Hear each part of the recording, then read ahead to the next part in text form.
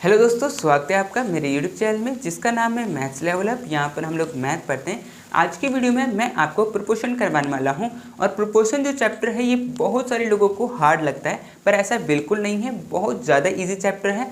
आज का वीडियो आप देखने के बाद बताइएगा कि आपको प्रोपोर्शन ईजी लगा कि हार्ड लगा। ठीक है, तो चलिए स्टार्ट करते हैं। देखिए, सबसे पहले हम लोग समझेंगे कि प्रोपोर्शन कहते किसे है। तो जब दो रेशियो एक दूसरे का इक्वल होता है तो उसको हम लोग प्रोपोर्शन कहते हैं। ठीक है, डेफिनेशन से समझते हैं। When two ratio are equal, जब दो रेशियो एक दूसरे के इक्वल होता है, they are said to be in proportion, तो उसको हम लोग प्रोपोर्शन कहते हैं। और मैं दूसरा डेफिनेशन भी बताया हूँ कि equality of two ratio is called proportion. इसमें भी सेम वही चीज़ कहा गया है कि अगर दो रेशियो इक्वल है तो उसको हम लोग प्रोपोर्शन कहेंगे। ठीक है, अब देखिए इसमें मैं आपको समझा देता हूँ। जैसे कि मान लेते हैं कि A is to B as to, ये जो है ये प्रोपोर्शन का साइन है, इसको हम लोग कहते हैं एस टू। यहाँ पर मैं ऊपर लिख देता हूँ एस टू। ठीक है, A is to B as to, मान लेता हूँ कि C इज टू डी। ठीक है, C इज टू डी, तो ये हो गया प्रोपोर्शन। अब देखिए इसमें हम लोग को क्या करना है, जैसे कि यहाँ पर तो नंबर रहेगा, जैसे कि ये जो A B C D है इसमें कोई भी नंबर हो सकता है। अब इसमें क्या करना है कि ये एक रेशियो है और ये एक रेशियो है। अगर ये दोनों रेशियो एक दूसरे का इक्वल होगा तो उसको हम लोग प्रोपोर्शन कहेंगे, अगर इक्वल नहीं होगा तो उसको प्रोपोर्शन नहीं कहेंगे। ठीक है, अब देखिए इसमें जो ये A है वो है फर्स्ट टर्म, ठीक है, ये है सेकेंड टर्म, ये है थर्ड टर्म और ये है फोर्थ टर्म। ठीक है, अब देखिए इसमें हम लोग देख के तो बिल्कुल बता नहीं सकते कि जो हम लोग को गिवन है वो प्रोपोर्शन में है कि नहीं है, उसके लिए हम लोग को सॉल्व करना पड़ता है। तो सॉल्व कैसे करते हैं, देखिए जैसे कि ये सेकेंड और ये जो थर्ड टर्म है इसको कहते हैं मीन, और जो ये फर्स्ट और फोर्थ, ये फर्स्ट और फोर्थ टर्म जो है इसको हम लोग कहते हैं एक्सट्रीम। एक्सट्रीम, ठीक है। अब देखिए होता क्या है कि प्रोडक्ट ऑफ, फॉर्मूला बनता है ये कि product of mean is equal to product of extreme.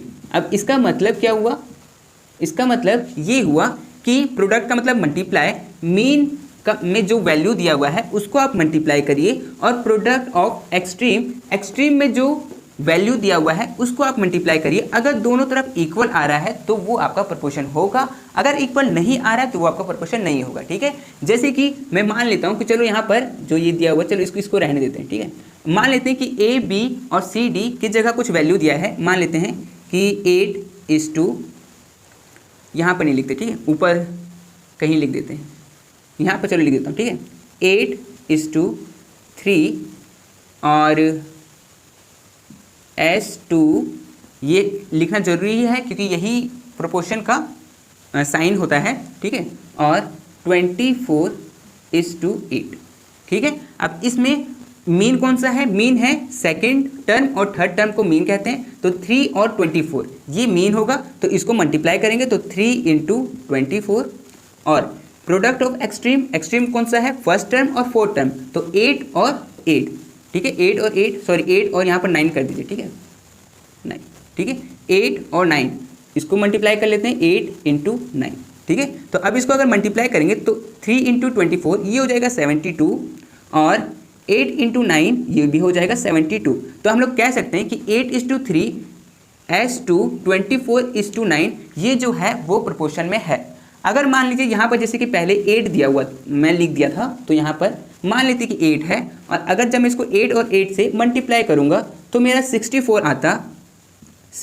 आता, तो मैं इसको कह सकता था कि जो ये वैल्यू दिया हुआ है ये क्वेश्चन में, ये प्रोपोर्शन में नहीं है। ठीक है, तो इस तरह से आप इसको पता लगा सकते हैं। ऐसा ही मैंने कुछ क्वेश्चन लिया हुआ है, क्वेश्चन जैसे कि क्वेश्चन नंबर 1 है, इसको सॉल्व करते हैं। इसमें हम लोग को बताना है state whether the following proportions are true और फॉल्स, मतलब जो ये फर्स्ट नंबर और ये सेकंड नंबर जो दिया हुआ है ये प्रोपोर्शन है कि नहीं है। तो जैसे मैंने अभी आपको ये बना के दिखाया, सेम इसी तरह से ये वाला बना के देखना है। तो मैं इसको बना के आपको दिखा देता हूँ, अगर आप समझ गए हैं तो आप खुद से भी बना के प्रैक्टिस कर सकते हैं। ठीक है, मैं इसको पहले मिटा लेता हूँ फिर बनाता हूँ मैं। ठीक है, तो चलिए क्वेश्चन नंबर 1 को बनाते हैं। इसमें हम लोग को बताना है कि प्रोपोर्शन है कि नहीं है वो बताना है।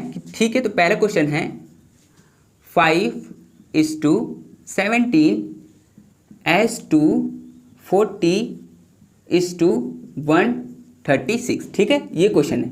हम लोग को पता है कि अगर हम लोग को ये बताना है कि प्रोपोर्शन है कि नहीं है, तो हम लोग क्या करते हैं, product of mean is equal to product of extreme.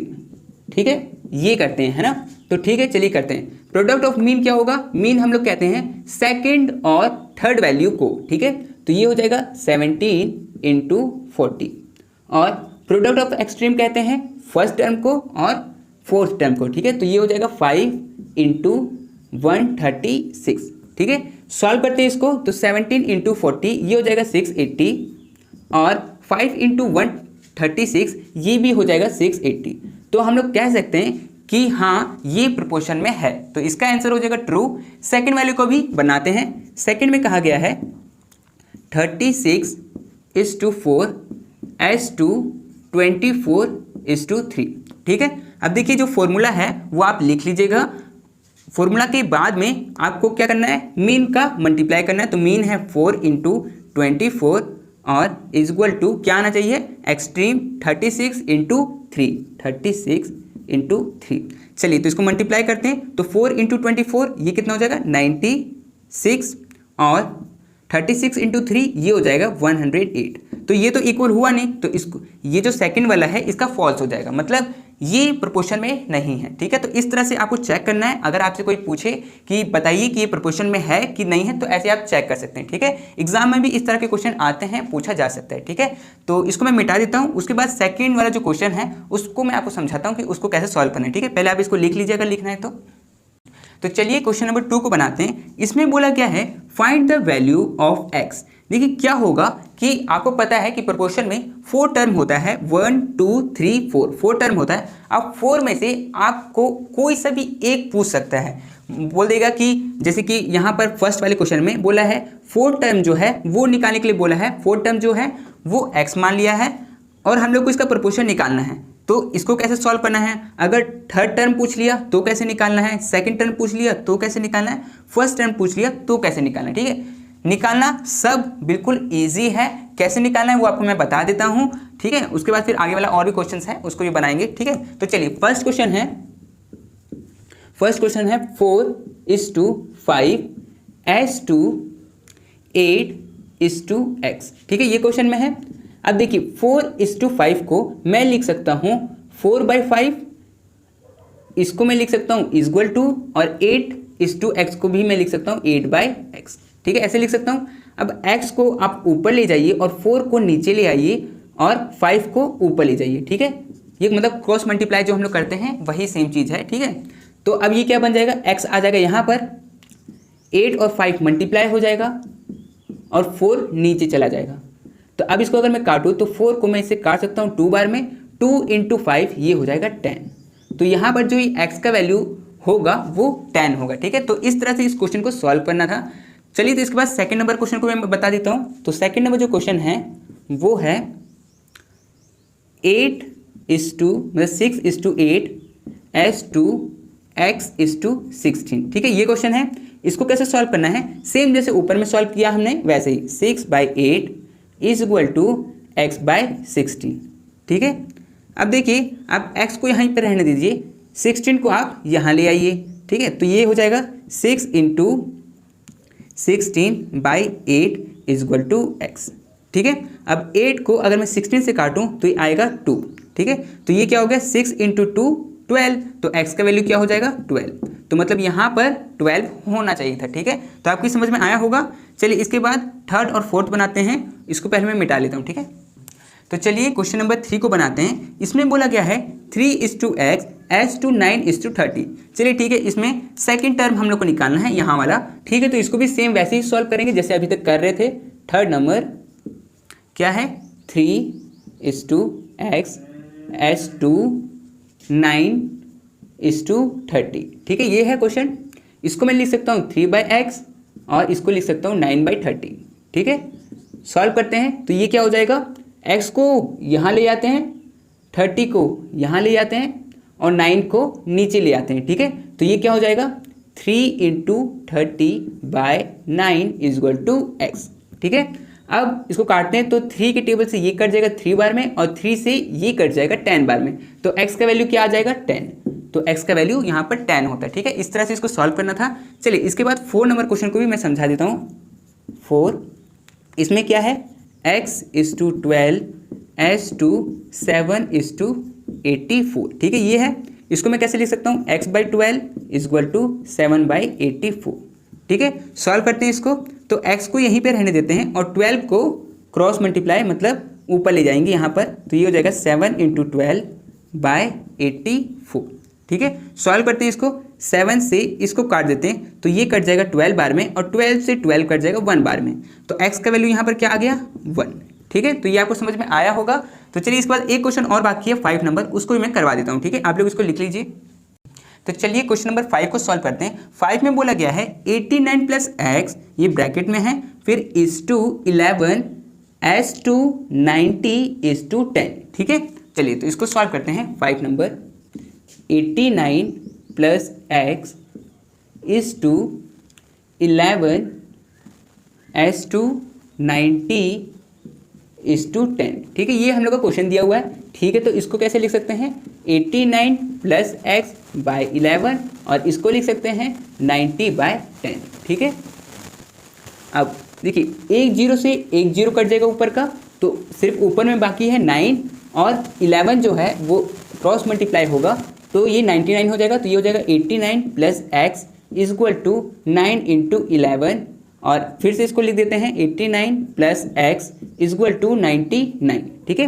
अब देखिए x यहाँ पर प्लस में है, x को यहीं पे रहने देते हैं तो x यहीं पे रहेगा और 89 जो है वो इस तरफ प्लस में है, उस तरफ जाएगा तो माइनस हो जाएगा, तो ये हो जाएगा 99 - 89, ठीक है। तो x का वैल्यू आ गया 10, तो x का वैल्यू यहाँ पर होता है 10, ठीक है। तो आपको ये समझ में आया होगा। इसके बाद हम लोग एक्सरसाइज के क्वेश्चन को सॉल्व करते हैं, उसमें भी बहुत इंपॉर्टेंट क्वेश्चन दिया हुआ है, तो उसको मैं सॉल्व करवा देता हूँ, ठीक है। आप लोग अगर लिखना चाहते हैं तो लिख लीजिए इसको, ठीक है।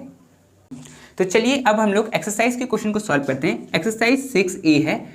क्वेश्चन नंबर 1 जो है उसमें कह रहा है वही जो हम लोगों ने अभी पढ़ा था पिछला क्वेश्चन कि इसमें हम लोग को x का वैल्यू निकालना है, तो ठीक है इसको सॉल्व करते हैं। पहले क्वेश्चन नंबर 1 को बोला गया है 5 = 20 s to 3 = x, ठीक है। ये है, चलो 5 = 20 को मैं लिख सकता हूँ 5/20 = 3/x, ठीक है। अब इस x को मैं ऊपर ले जाऊंगा और 5 को नीचे ले आऊंगा और 20 को यहाँ, ठीक है। तो चलो इसको करते हैं, x हो जाएगा यहाँ 3 × 20/5, ठीक है। सॉल्व करते हैं तो 5 को इससे काटेंगे तो ये 4 बार में कट जाएगा, तो x का वैल्यू क्या हो जाएगा 3 × 4, ये हो जाएगा 12, तो ये इसका आंसर हो जाएगा, ठीक है। तो आपको ये समझ में आया होगा कि किस तरह से क्वेश्चन को सॉल्व करना था। चलिए उसके बाद क्वेश्चन नंबर 2 को बनाते हैं, ठीक है। इसको मैं मिटा देता हूँ पहले। तो चलिए हम लोग क्वेश्चन नंबर 2 को बनाते हैं। इसमें बोला गया है फाइंड द 4th प्रोपोर्शनल, हम लोग को 4th प्रोपोर्शनल निकालना है 6, 5, 21। देखिए इसमें हम लोग को फर्स्ट टर्म दिया हुआ है, सेकंड टर्म भी दिया है, थर्ड टर्म भी दिया हुआ है, लेकिन फोर्थ टर्म नहीं दिया हुआ है, तो हम लोग मान लेंगे कि जो फोर्थ टर्म है वो x है, ठीक है। तो मैं इसको लिख सकता हूँ ऐसे, 6 है, 6 = 5 s to 21 = x, ठीक है। ये फोर्थ प्रोपोर्शनल हम लोग को निकालना है, तो ठीक है इसको मैं लिख सकता हूँ 6/5 = 21/x, ठीक है, ऐसे लिख सकता हूँ। सॉल्व करते हैं इसको, तो ये x यहाँ पर आ जाएगा, 5 यहाँ पर आ जाएगा और 6 नीचे आ जाएगा, ठीक है। तो चलो इसको मैं लिख देता हूँ x = 21 × 5/6, ठीक है। इसको काट देंगे 21 से तो ये 3 के टेबल से कट जाएगा, ये 7 बार में कटेगा और ये 2 बार में, ठीक है।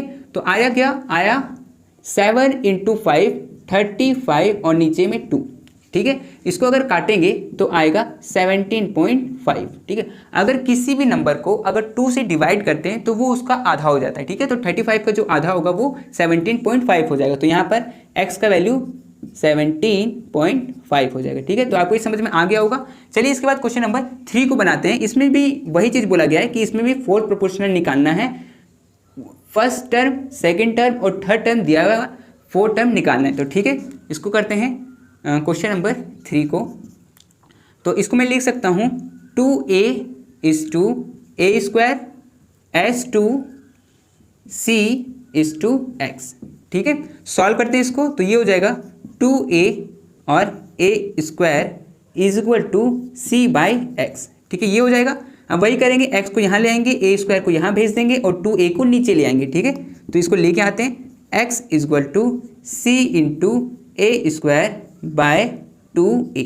ठीक है, अभी जो ए स्क्वायर है इसका मतलब होता है ए इंटू ए, मतलब ये किस फॉर्म में है, ए इंटू ए फॉर्म में। ठीक है, तो एक ए से नीचे का एक ए चला जाएगा, बचेगा क्या, बचेगा x is equal to c a by 2। आप चाहे तो सी ए बाई 2 भी लिख सकते हैं, आप चाहे तो ए सी बाई 2 भी लिख सकते हैं, दोनों आंसर आपका सही होगा। ठीक है, क्योंकि मल्टीप्लाई में है, मल्टीप्लाई में चाहे तो आप 5 इंटू 4 बोलिए या फिर 4 इंटू 5 बोलिए, आंसर आपका सेम ही आएगा। इसीलिए ये भी सही है और ये भी सही है। ठीक है, तो आपको क्वेश्चन नंबर 2 और 3 समझ में आ गया होगा, तो आप इसको लिख लीजिए, उसके बाद मैं बाकी क्वेश्चन को सॉल्व करवा देता हूँ। ठीक है, तो चलिए हम लोग क्वेश्चन नंबर 4 को बनाते हैं। इसमें भी हम लोग को फोर्थ प्रोपोर्शनल निकालना है। तो ठीक है, देखिए फर्स्ट टर्म दिया है, सेकंड टर्म दिया है, थर्ड टर्म दिया है, फोर्थ वाला निकालना है। तो ठीक है, इसको भी सॉल्व करते हैं। क्वेश्चन नंबर 4, ठीक है, इसमें है 48 is to 36 as to 4 is to x. ठीक है,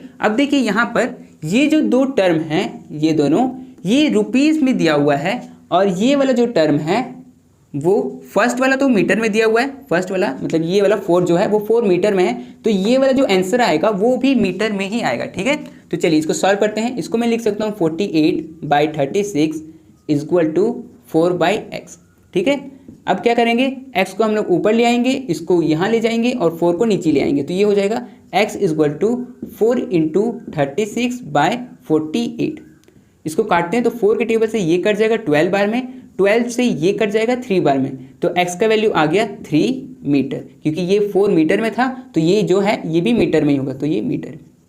ठीक है, तो ये इसका आंसर हो जाएगा। तो आपको ये समझ में आ गया होगा कैसे सॉल्व करना था। ठीक है, तो इसको लिख लीजिए, उसके बाद मैं क्वेश्चन नंबर 5 को बना देता हूँ। ठीक है, तो चलिए क्वेश्चन नंबर 5 को बनाते हैं। इसमें बोला गया है वही सेम चीज़ कि x का वैल्यू निकालना है। तो ठीक है, इसको भी सॉल्व कर देते हैं। क्वेश्चन नंबर 5 का, इसमें फ्रैक्शन में है 7 1/2 is to x as to 12 is to 20। ठीक है, ये क्वेश्चन में दिया हुआ है। ठीक है, तो इसको मैं लिख सकता हूँ, देखिए यहाँ पर 7 1/2 है, इसको सॉल्व करेंगे तो 2 को 7 से मल्टीप्लाई करेंगे तो 14 होगा और 14 में प्लस 1 करेंगे तो 15 होगा, तो ये हो जाएगा 15/2 is to x as to 12 is to 20। ठीक है, अब इसको डिवाइड के फॉर्म में लिख लेते हैं, तो ये है 15/2 by x is equal to 12/20। ठीक है, ये हो गया।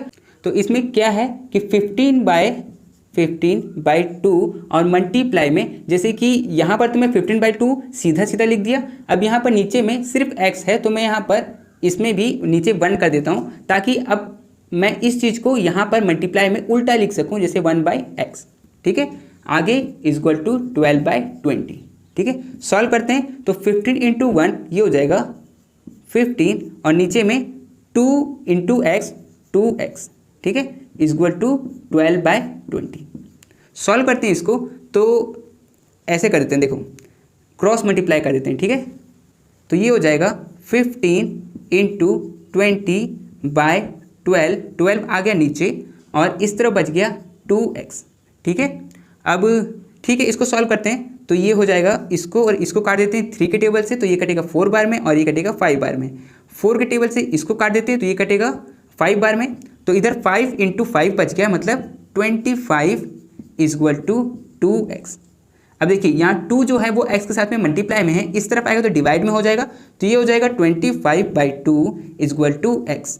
2 को इससे काटेंगे, मतलब 25 का आधा क्या हो जाएगा 12.5, तो 12.5 x का वैल्यू हो जाएगा। तो इस तरह से इस क्वेश्चन को सॉल्व करना था। ठीक है, तो इजी था, आपको समझ में आ गया होगा। इसके बाद एक क्वेश्चन और है, उसको मैं करवा देता हूँ। ठीक है, तो चलिए हम लोग क्वेश्चन नंबर 6 को करते हैं। इसमें बोला गया है 0.75 is to x as to 5 is to 8। ठीक है, इसको भी सॉल्व करते हैं। क्वेश्चन नंबर 6 का, इसमें बोला गया है 0.75 is to x as to 5 is to 8। ठीक है, यही है। चलो सॉल्व करते हैं इसको मैं लिख सकता हूँ 0.75 by x is equal to 5/8 ऐसे लिख सकते हैं। अब इसको सॉल्व करते हैं, एक्स को यहाँ ले आएंगे ऊपर में और 8 को यहाँ मतलब क्रॉस मल्टीप्लाई कर देंगे तो ये हो जाएगा 0.75 इंटू 8 बाय और 5, ठीक है। और इस तरफ क्या आ जाएगा, सिर्फ x बचेगा, ठीक है। सॉल्व करते हैं इसको। पहले एक काम करते हैं कि यहाँ जो डेसिमल दिया हुआ है इसको यहाँ से हटा लेते हैं। तो अगर मैं डेसिमल को हटाऊँ तो ये कितने के पहले में डेसिमल है, 1 और 2 के पहले में, तो इसका मतलब नीचे में 2 0 लग जाएगा, ठीक है। अब इसको सॉल्व करते हैं तो 75 मतलब यहाँ पर 75 इंटू 8 बाय 5 इंटू 100, ठीक है, ये दिया हुआ है, ठीक है। तो 5 को मैं इससे काट लेता हूँ, 15 बार में ये कट जाएगा। फिर इसको 5 के टेबल से इसको और इसको काट लेते हैं तो ये 20 बार में और ये 3 बार में कट जाएगा, ठीक है। आगे इसको सॉल्व करते हैं तो ये हो जाएगा, अच्छा इसको भी काट लेते हैं, ये कट जाएगा। तो ये 2 के टेबल से ये 10 बार में और ये 4 बार में, ठीक है। तो ये हो गया 3 इंटू 4 12 और नीचे में है 10।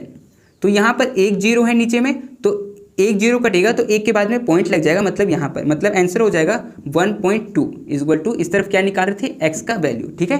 तो इस तरह से इस क्वेश्चन को सॉल्व करना था, आपको समझ में आ गया होगा। इसके बाद शायद 12th क्वेश्चन है, तो 6 क्वेश्चन और बाकी है, वो भी मैं सॉल्व करवा देता हूँ आपको, ठीक है। आप इसको लिख लीजिए। तो चलिए हम लोग क्वेश्चन नंबर 7 को सॉल्व करते हैं। क्वेश्चन नंबर 7 में बोला गया है find the main proportion of 49:81। हम लोग को मेन प्रोपोर्शन निकालना है, तो ठीक है। देखिए क्वेश्चन नंबर 7 में इसमें तो मेन प्रोपोर्शन आप लोग जानते हैं, सेकंड टर्म और थर्ड टर्म को हम लोग मेन प्रोपोर्शन बोलते हैं। तो वही चीज़ हम लोग यहाँ पर भी करेंगे, 49 सेकंड टर्म को x मान लेंगे और x 81, ठीक है। मीन हम लोग सेकंड और थर्ड टर्म को हम लोग मीन कहते हैं, वही चीज़ हम लोग को निकालना है, तो इसीलिए दोनों को मैंने x रख लिया, ठीक है। अब इसको सॉल्व करते हैं तो ये हो जाएगा, इसको मैं लिख सकता हूँ 49/x और इसको मैं लिख सकता हूँ x/81, ठीक है, ये लिख सकता हूँ। अब इसको क्रॉस मल्टीप्लाई कर देंगे तो ये हो जाएगा 49 into 81 is equal to x into x square हो जाता है, ठीक है। अब देखिए इसको आपको मल्टीप्लाई करने की जरूरत नहीं है, अगर आपको स्क्वायर्स और स्क्वायर रूट पता है तो आप इसको ईजिली सॉल्व कर सकते हैं। जैसे कि ये स्क्वायर इस तरफ आएगा तो रूट बन जाएगा, तो यहाँ पर ये रूट बन जाएगा 49 इंटू 81 इज इक्वल टू, इस तरफ बचेगा x, ठीक है। अब देखिए 49 किसका रूट होता है, मतलब अगर मैं इसको 49 को लिखूँ तो 7 का स्क्वायर में लिख सकता हूँ और 81 को मैं लिख सकता हूँ 9 का स्क्वायर, तो यहाँ 9 का square is equal to x। अब देखिए इसके स्क्वायर से इसके ऊपर वाला रूट कट जाएगा और इसके स्क्वायर से इसके ऊपर वाला रूट कट जाएगा, तो बचेगा क्या, 7 into 9 is equal to x। तो 7 इंटू 9 63, तो ये हो जाएगा x का वैल्यू, ठीक है। तो इस तरह से आपको सॉल्व करना था, यहाँ पर भी 63 होगा और यहाँ पर भी 63 ही होगा, ठीक है। तो चलिए इसके बाद क्वेश्चन नंबर 8 को बनाते हैं, मैं इसको मिटा देता हूँ, आप लोग लिख लीजिए पहले इसको। तो चलिए हम लोग क्वेश्चन नंबर 8 को बनाते हैं। इसमें बोला गया है फाइंड द मेन प्रोपोर्शन, इसमें भी हम लोग को मेन प्रोपोर्शन निकालना है, तो ठीक है इसको मेन प्रोपोर्शन निकालते हैं इसका, मतलब ये क्वेश्चन देगा, ठीक है। तो चलो मैं यहाँ पर लिख लेता हूँ पहले क्वेश्चन नंबर 8 का।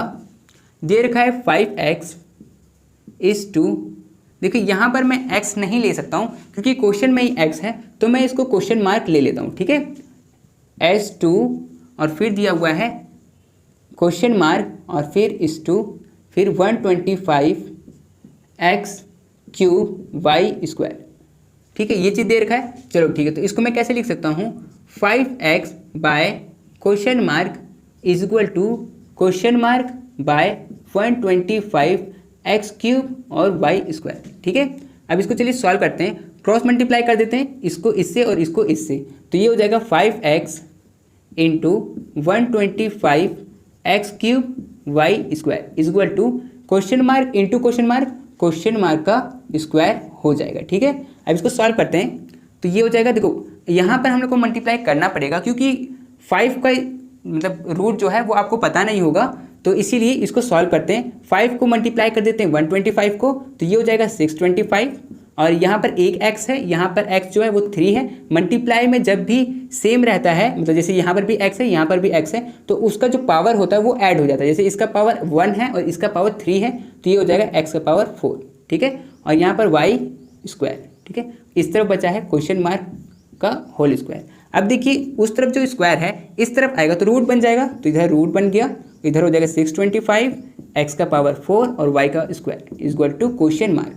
स्क्वायर इधर आया था तो रूट बन गया था, ठीक है। अब चलिए 625 को मैं लिख सकता हूँ 25 का स्क्वायर, 25 का स्क्वायर, x का पावर 4 इसको मैं लिख सकता हूँ x स्क्वायर और इसका भी स्क्वायर। अगर मैं ब्रैकेट खोलूँगा तो स्क्वायर इंटू 2 दोनों मल्टीप्लाई हो जाएगा और 4 ही बन जाएगा, तो बस मैं इसको तोड़ के लिख दिया हूँ और यहाँ पर बचा हुआ है y का स्क्वायर, ये हो जाएगा क्वेश्चन मार्क। अब इसको सॉल्व करते हैं तो देखिए इसके स्क्वायर इसका रूट को काट देगा, इसका स्क्वायर इसके रूट को काटेगा और इसका स्क्वायर इसके रूट को काट देगा, ठीक है।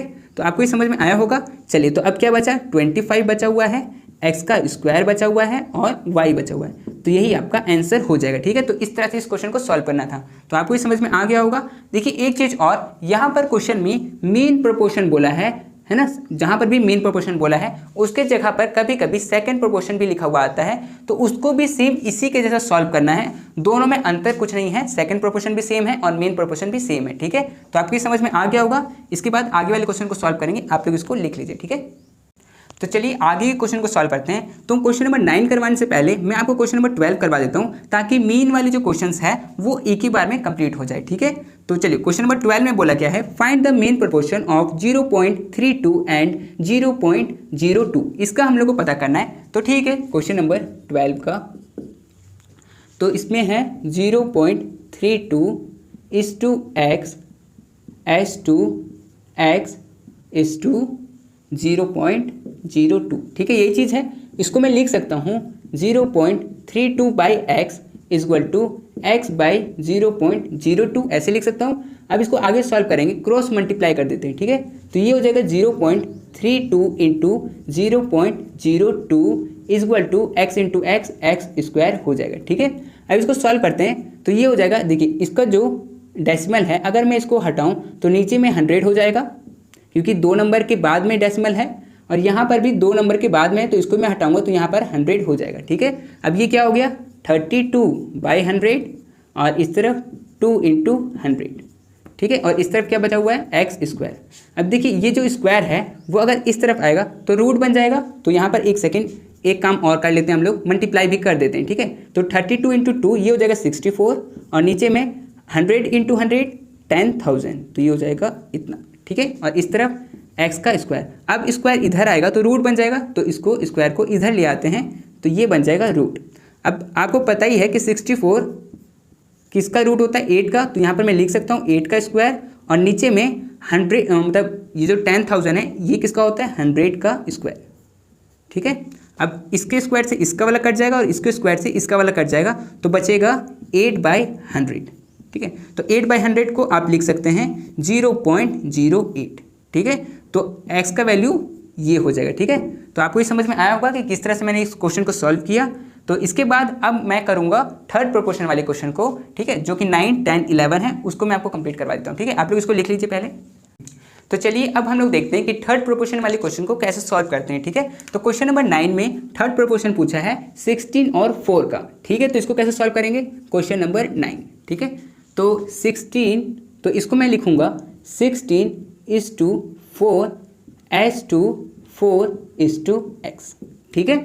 यहाँ पर 16 फिर 4 उसके बाद फिर से 4 आएगा, ठीक है। तो आपको ये चीज़ करना है कि जो भी आपको वैल्यू दिया हुआ रहेगा, जैसे कि यहाँ पर 16 और 4 दिया था, तो मैं यहाँ पर 16 फिर 4 फिर लास्ट में x, ठीक है।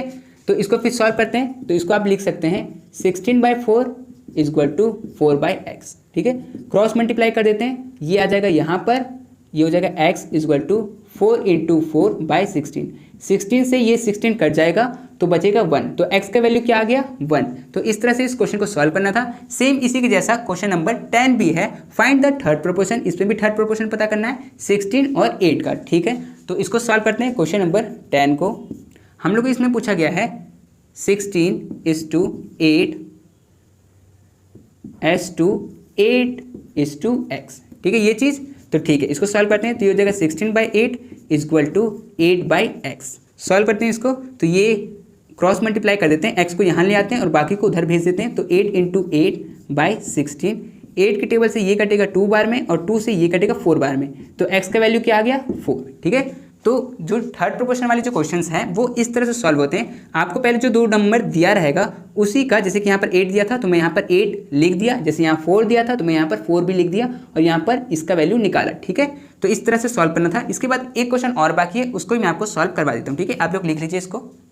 तो चलिए हम लोग क्वेश्चन नंबर 11 को सॉल्व करते हैं। इसमें बोला गया फाइंड द थर्ड प्रोपोर्शन। इसमें भी हम लोग को थर्ड प्रोपोर्शन पता करना है किसका, ax और ax स्क्वायर का। ठीक है, तो इसको भी सॉल्व करते हैं। क्वेश्चन नंबर 11, इसमें बोला गया है ax is to ax square as to ax square is to, देखिए यहाँ पर x नहीं ले सकते हैं इसीलिए मैं क्वेश्चन मार्क ले लेता हूँ। आप चाहे तो a b c d, मतलब a तो नहीं ले सकते, बाकी और भी कोई नंबर है मतलब अल्फ़ाबेट है उसको ले सकते हैं। ठीक है, तो चलिए इसको सॉल्व करते हैं। तो ये हो जाएगा ax by ax square equal to ax square by question mark. ठीक है, अब मैं इसको कैसे लिख सकता हूँ, क्वेश्चन मार्क यहाँ पर रहने देते हैं, बाकी को क्रॉस मल्टीप्लाई कर देते हैं। तो ये हो जाएगा ax square into ax square bye ax। ठीक है, अब यहाँ पर a से a कट जाएगा, यहाँ पर जो x है वो 1 है और ऊपर में x जो है वो 2 है, तो यहाँ पर एक x तो बचेगा ही, यहाँ पर एक x और यहाँ पर 2x, तो इन दोनों को ऐड करेंगे क्योंकि मल्टीप्लाई में है तो पावर ऐड हो जाएगा। तो यहाँ पर क्या हो जाएगा, ax यहाँ 2 और यहाँ पर 1, तो ये हो गया 3, तो ax का पावर 3, तो ये हो जाएगा क्वेश्चन मार्क। तो थर्ड प्रोपोर्शन हम लोग का क्या होगा, ax का क्यूब। ठीक है, तो इस तरह से इस क्वेश्चन को सॉल्व करना था। तो आपको समझ में आया होगा कि प्रोपोर्शन के क्वेश्चन को कैसे सॉल्व करते हैं। तो ये तो एक्सरसाइज 6A कंप्लीट हो चुका है। इसके बाद मैं आपको MCQ करवा दूंगा। आप लोग अगर ये समझ चुके हैं तो MCQ भी आपसे इजीली बन जाएगा। ठीक है, तो ठीक है, इस वीडियो के लिए सिर्फ इतना ही। मिलते हैं हम लोग आने वाली नेक्स्ट वीडियो में। ठीक है।